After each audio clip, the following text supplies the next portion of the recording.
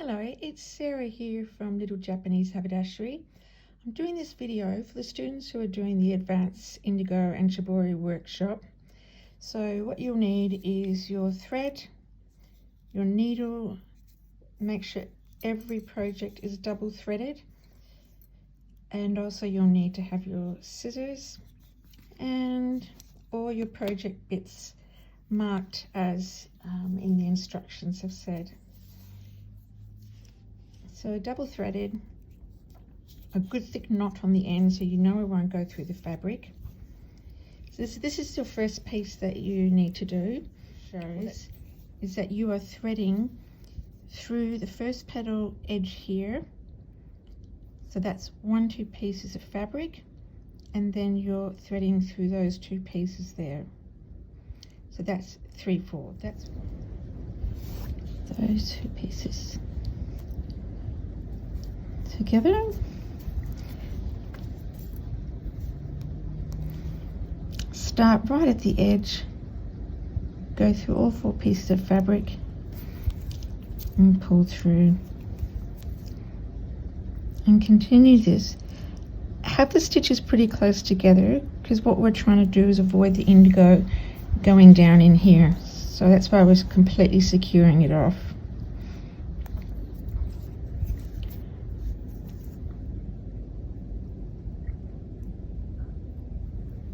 So nice and close as you're comfortable to do.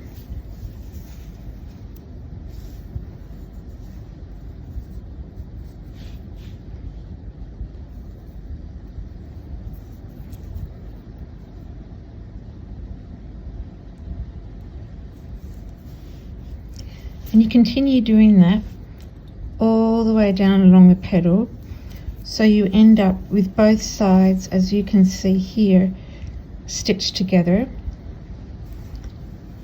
and underneath is the petal sitting, so it's all going to be secure in there. So you do that with all your petals, and then you also need to do it to close off your bag so indigo doesn't go inside your bag. On your homework, the mirror piece, and you have already done your folded in half and done your drawings on there, and I have done the first layer here just as an example, a double threaded thick knot and a bit of thread left around after. So we just stitch them like we did the other ones for the intermediate workshop. You can choose to make them really small and fine, or you can make them much bigger. It's totally up to you how you want to do it.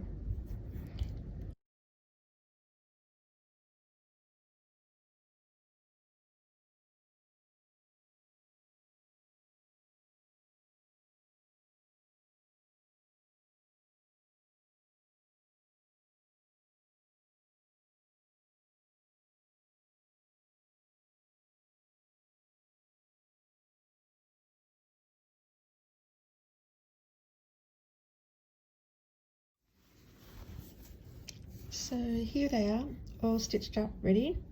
The threads I left on there are not long enough, and a hint before I forget is, I know it's really tempting to pull these apart in the workshop and tighten it that way and then tie those. I totally get that. The problem with that is that you can snap one of your threads and then you've got a weaker stitch, but you know, there's times I've done that. So when we get to the workshop, we'll be pulling those and then wetting them and then pulling even more and then tying them. So that's why you want to give yourself a little bit more length than I have. Okay, next project. Okay, so here is your next piece. You've already drawn in your star, and what you're doing is that you're actually stitching that piece as one thread and then that as another thread. So again, you can make your stitches as big or as small as you want.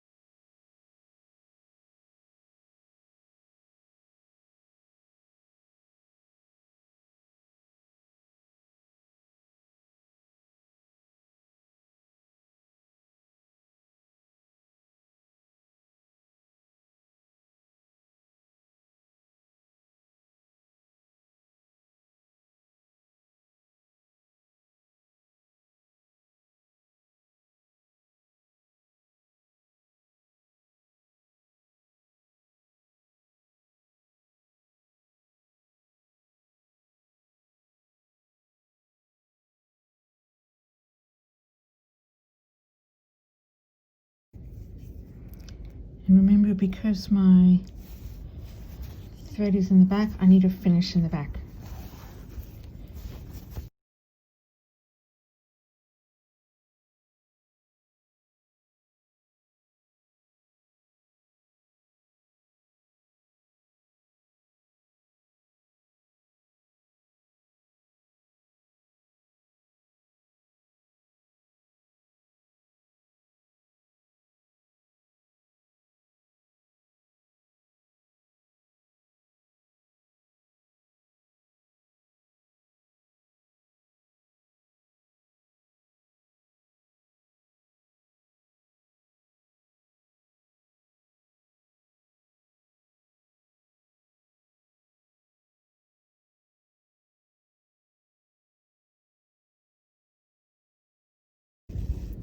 Doesn't matter which side you finish on when you are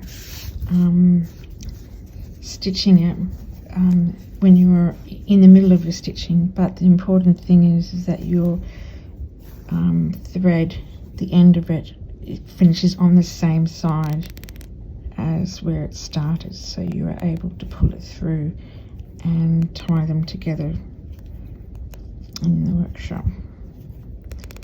So coming to the end here of this one, I might need to go back a little bit to make sure I finish going down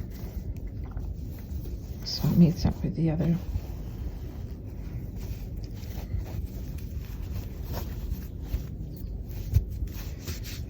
Making sure I have enough thread to be able to pull and tie.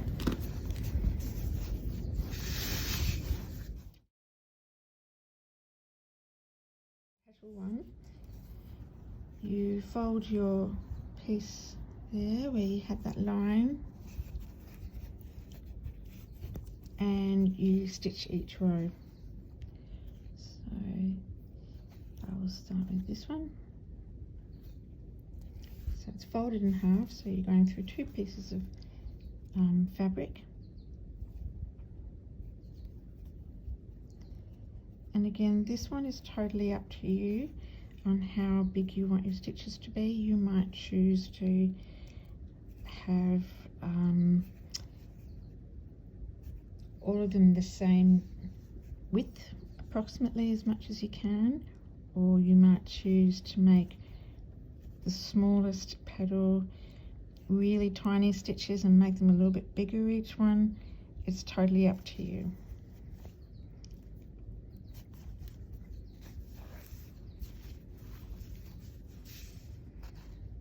The thing with this one is we're not going to actually be pulling these threads in the workshop. What I want you to do when you finish doing one of these is actually pull it really tight till just before it's about to buckle the fabric, and then I want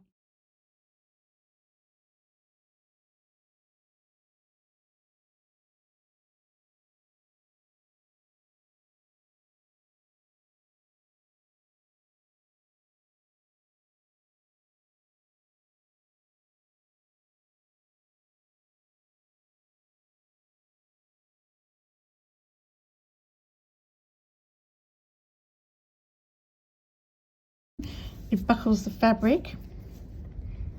Make that knot and take it right down to just where the fabric.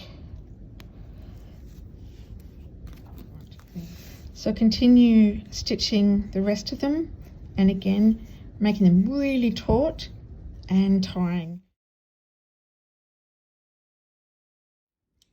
This is your final piece that you'll be doing for your preparations.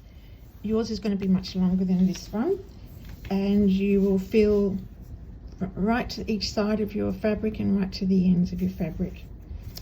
Each row is a single thread line, so you'll need to make sure your thread is double threaded and well knotted, but that your thread is long enough to go from one end to the other. With the first row, if you have a look at the instructions, I'm hoping they make it a lot easier for you. You start always on the same side And with the particular first row, you go like this. So bring your needle through, sew or stitch across to there. It says then to go underneath and then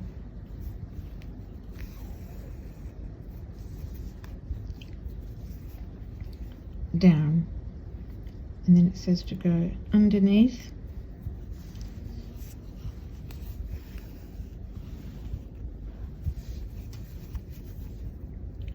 and then up, underneath, down. You start getting more confident, you can start just keeping going.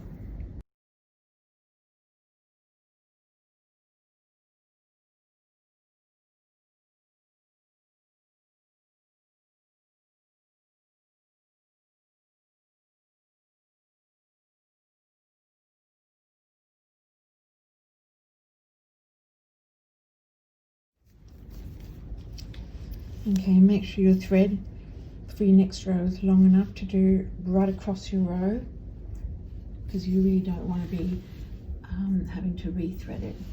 So this next bit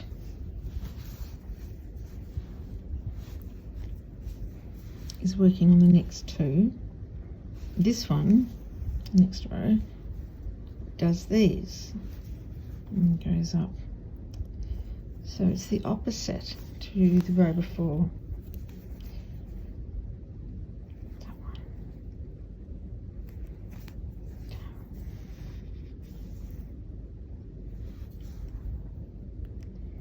And up.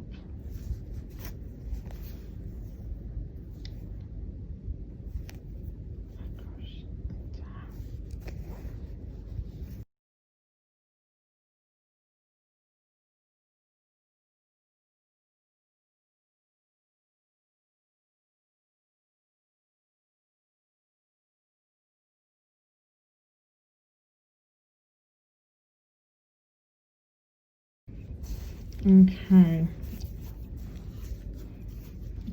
it's just long enough.